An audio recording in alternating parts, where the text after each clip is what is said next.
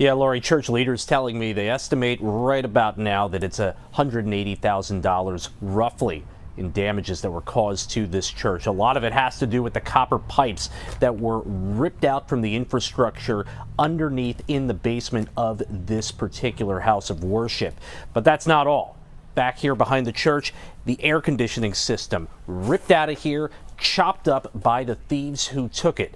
And church leaders say this is the result of break-ins that were happening earlier this week. One of them, they essentially caught the people in the act while they were performing it. And now they're not really sure when they'll be able to have services again. We can't get this back on until Monday.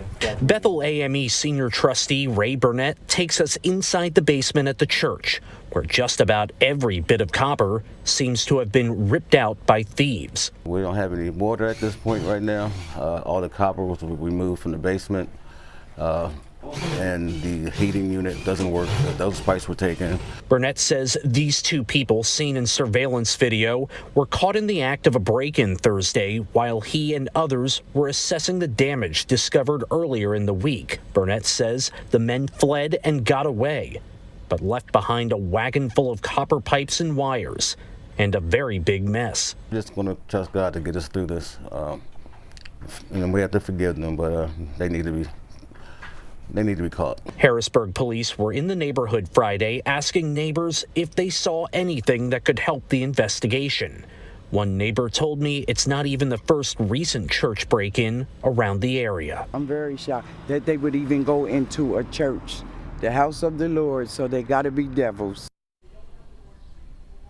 Harrisburg police did not have a formal update today on the investigation and as to whether any arrests have been made. As for the church, I am told that they do offer a lot of services over Zoom, including Good Friday earlier today, but that means Easter Sunday Mass, or services I should say, would have to take place over a digital platform unless some sort of big development happens before then. But again, with no running water, HVAC, and problems with the electric, that could be an issue. In Harrisburg, Tom Lehman, WGAL News 8.